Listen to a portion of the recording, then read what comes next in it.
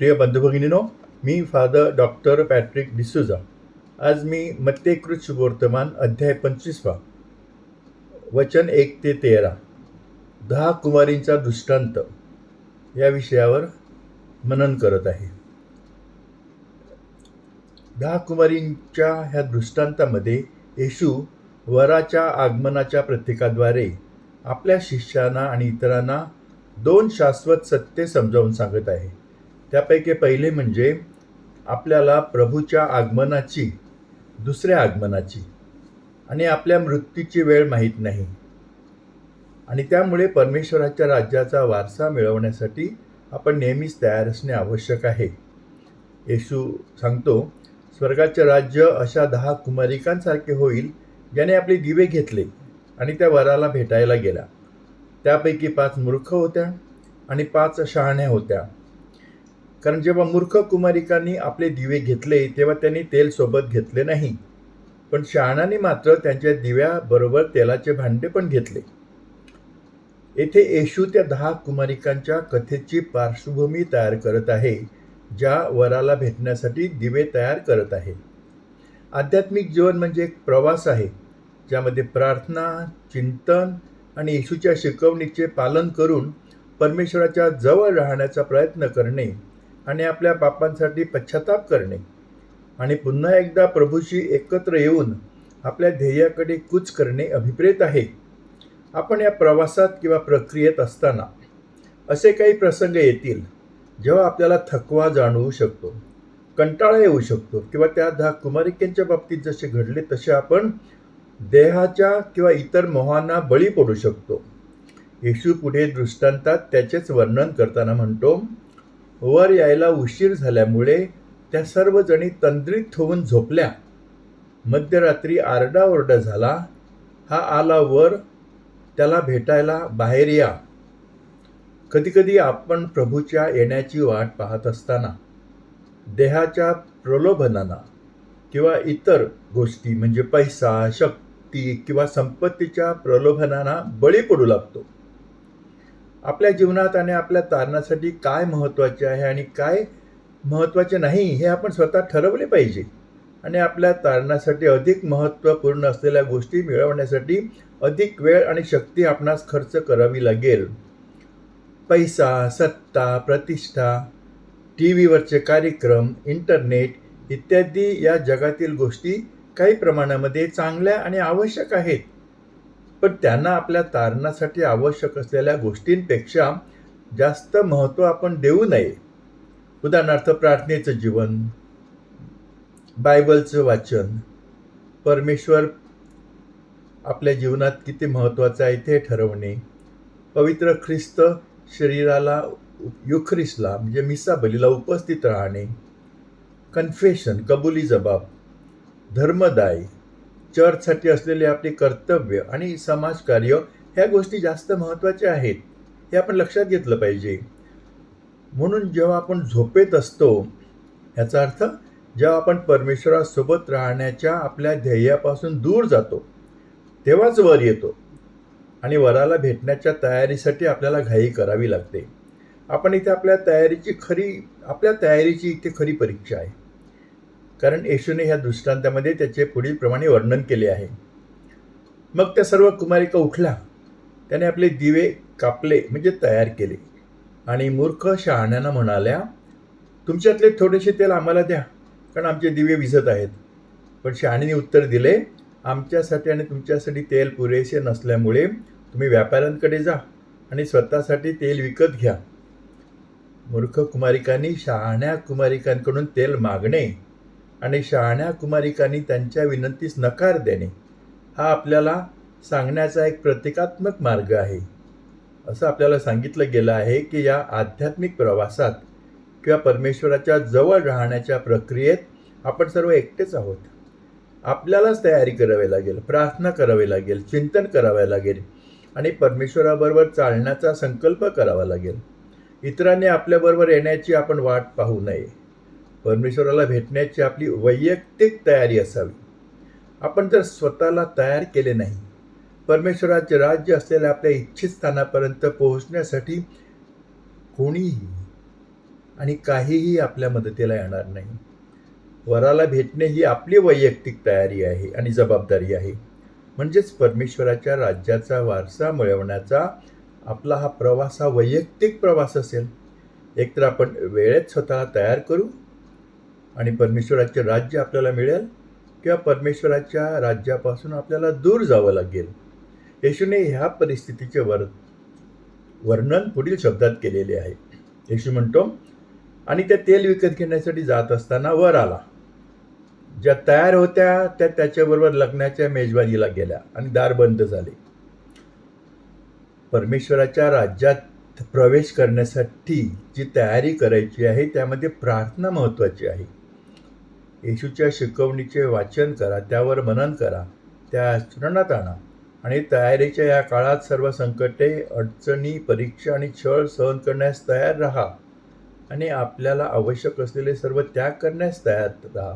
आणि हे सर्व करण्यासाठी आपल्याला शक्ती मिळते ते आपल्या प्रार्थनेमुळे. प्रार्थनेद्वारे परमेश्वर आपल्याला कृपा देत असतो ही सर्व तयारी योग्य प्रकारे करण्यासाठी. आता आपल्या निष्काळजीपणामुळे, आळशीपणामुळे किंवा तयारीच्या आपल्या अभावामुळे आपण परमेश्वराच्या राज्यात प्रवेश करण्याची आपली संधी गमावल्यानंतर आपल्यासाठी दरवाजा बंद होईल. याचा अर्थ असा आहे की आपण पुरेशी प्रार्थना केली नाही, किंवा पुरेसे चिंतन केले नाही, किंवा पुरेशा प्रमाणात पश्चाताप केला नाही, तर परमेश्वरासोबत आवश्यक जवळचे नाते आपले निर्माण होणार नाही आणि मग परमेश्वराच्या राज्यात प्रवेश करण्याची आपणास परवानगी मिळणार नाही. मग किती भीक मागणे किंवा पश्चाताप केल्याने आपल्याला कोणाची मदत होणार नाही. परमेश्वराच्या जवळ येण्यासाठी मिळालेल्या वेळेचा आणि संधीचा आपण योग्य उपयोग केला पाहिजे. येशू पुन्हा एकदा निश्चितपणे सांगतो. नंतर इतर कुमारिकाही आल्या आणि म्हणाल्या, प्रभू स्वामी, आमच्यासाठी दार उघडा. पण त्याने उत्तर दिले, मी तुम्हाला खरे सांगतो, मी तुम्हाला ओळखत नाही.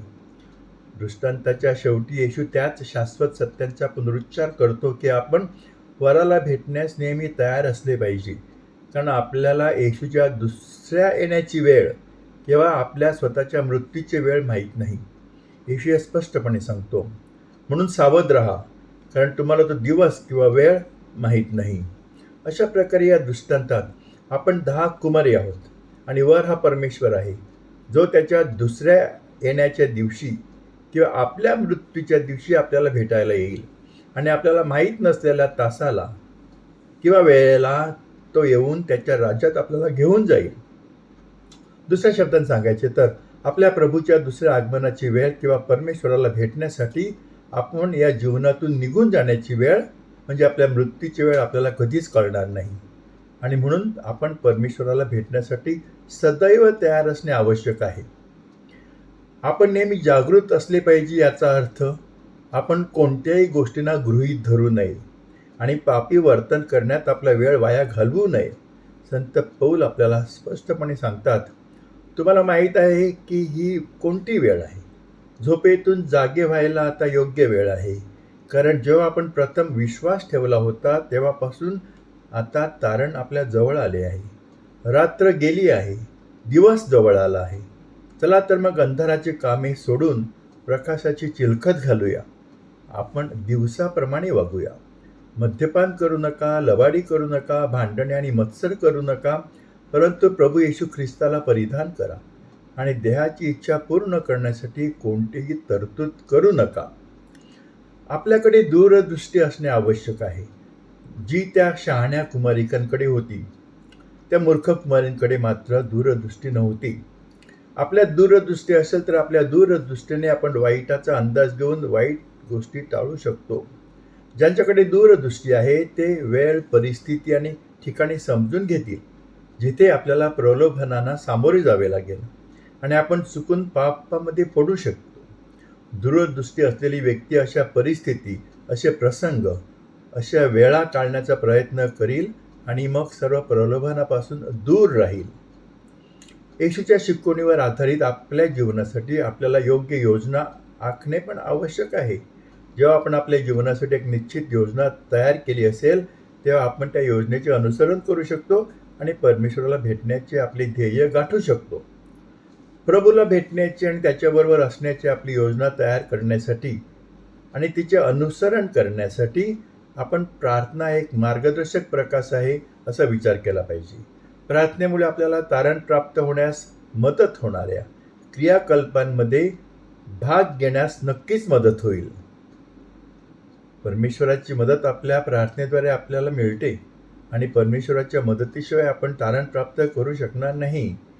कारण स्तोत्रकर्ता म्हणतो, जर परमेश्वराने घर बांधले नाही तर बांधकाम करणाऱ्यांचे परिश्रम व्यर्थ असतात. हा दृष्टांत मुख्यतः आपल्याला कोणत्या ना कोणत्या कारणाने प्रभूला भेटण्यासाठी आपण आळशी राहण्याच्या किंवा आपण तयार न होण्याच्या धोक्याबद्दल चेतावणी देण्यासाठी आहे. आणि प्रभूला त्याच्या दुसऱ्या आगमनाच्या दिवशी किंवा आपल्या मृत्यूच्या समयी भेटण्यासाठी आपल्याला तयारी आपली करण्यासाठी आपल्याला प्रोत्साहन देण्यासाठी आहे. या तयारीमध्ये आपल्या पापांसाठी पश्चाताप करणे, परमेश्वराचे वचन वाचणे, त्यावर चिंतन करणे, प्रार्थना करणे आणि परमेश्वराच्या वचनातील अंतर्दृष्टी आपल्या जीवनासाठी आत्मसात करणे ह्यांचा सर्वांचा समावेश आहे. पण जरी हा दृष्टांत आपल्यासाठी जीवनातील आव्हानांसाठी तयार करण्यासाठी आहे, असाही आपण विचार करायला पाहिजे. कारण हा फक्त आपल्या शेवटच्या दिवसासाठी, मृत्यूच्या दिवसासाठी नाही आहे किंवा येशू ख्रिस्त पुन्हा येणार आहे दुसऱ्या आगमनाच्या वेळेला त्यासाठी नाही आहे, तर आत्ताच्या दैनंदिन जीवनासाठी एक प्रकारे हा दृष्टांत महत्त्वाचा आहे. परमेश्वराने आपल्याला विविध कलागुण आणि देणग्या दिल्या आहेत आणि त्याने आपल्याला दिलेल्या ह्या कलागुणांचा आणि क्षमतांचा आपण विकास करून त्यांचा आपल्या समाजाच्या भल्यासाठी, आपल्या स्वतःसाठी, कुटुंबासाठी उपयोग करावे अशी तो आपल्याकडून अपेक्षा करतो. येशूने देणग्यांच्या दृष्टांतात ते सुंदर आणि तपशीलवारपणे स्पष्ट केले आहे.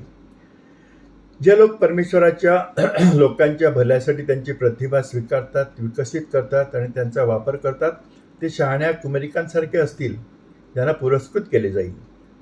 परमेश्वराच्या राज्यात त्यांना प्रवेश मिळेल. आणि जे लोक त्यांना ईश्वराने दिलेली प्रतिभा आणि क्षमता दफन करतात आणि मूर्ख कुमारिकांसारखे निष्क्रिय राहतात, त्यांना परमेश्वराच्या राज्याच्या प्रवेशापासून वंचित ठेवले जाईल. दुसऱ्या शब्दामध्ये, जे लोक त्यांच्या कौशल्यांचा विकास करत नाही, त्यांचा वापर करत नाही, ते जीवनामध्ये अयशस्वी होतात. त्यांना अपयश, निराशा आणि अर्थहीन जीवनाचा वारसा मिळेल. पण जे लोक परमेश्वराने दिलेली त्यांची प्रतिभा आणि क्षमता ह्यांचा विकास करतात, ते स्वतःसाठी, कुटुंबासाठी आणि समाजाच्या भल्यासाठी त्याचा वापर करतात, त्यांना यश, समाधान आणि अर्थपूर्ण जीवनाचा वारसा मिळेल. अशा प्रकारे हा दृष्टांत आपल्याला 2 स्तरांवर संबोधित करतो. एक आपल्या प्रभूच्या दुसऱ्या आगमनाच्या दिवशी किंवा आपल्या मृत्यूनंतर आपल्याला मिळणाऱ्या अंतिम बक्षीस आणि शिक्षेच्या स्तरावर, आणि दुसऱ्या स्तरावर जे आपल्या जीवनाविषयी आहे. आपण एकतर जीवनात यशस्वी होऊ शकू किंवा आपण अपयशी होऊ शकू. त्यामुळे वर येण्याची वाट पाहण्यात रात्री उशिरापर्यंत जागरण करणे याचा अर्थ असा की आपल्या जीवनातील यश आणि पूर्ततेसाठी आपली तयारी आणि आपले ध्येय साध्य करण्यासाठी सूक्ष्म नियोजन, प्रार्थना, कठोर परिश्रम आणि प्रचंड त्याग यांचा समावेश होतो. आपण आपल्या जीवनासाठी येथे आणि आत्ता ठरवलेले ध्येय साध्य करण्यासाठी आपली कर्तव्य आणि जबाबदाऱ्या पार पाडणे हेही आवश्यक आहे. प्रिय बंधू भगिनींनो, माझा हा व्हिडिओ तुम्ही शांतपणे आणि प्रेमाने पाहिला, ऐकला, त्याबद्दल धन्यवाद. कृपया हा व्हिडिओ तुमचे मित्र, मैत्रिणी, नातेवाईक आणि इतरांना पाठवा की जेणेकरून त्यांचाही या व्हिडिओद्वारे फायदा होईल. यूट्यूबवर माझं एक चॅनल आहे, त्याचं नाव आहे फादर डॉक्टर पॅट्रिक डिसोजा. या चॅनलवर मी वारंवार सायकोस्पिरिच्युअल म्हणजे मानसोध्यात्मिक व्हिडिओ पाठवत असतो. त्याचा आपल्या सर्वांसाठी खूप फायदा होईल. माझ्या चॅनलला तुम्ही पुरस्कृत करा आणि इतरांनाही माझ्या चॅनलला पुरस्कृत करायला सांगा. परमेश्वराचा आशीर्वाद आपल्या सर्वांवर भरपूर असावा आणि तुमचे जीवन खूप आनंदी आणि प्रेमळ व्हावं हीच माझी तुमच्यासाठी प्रार्थना आणि सदिच्छा. आभारी.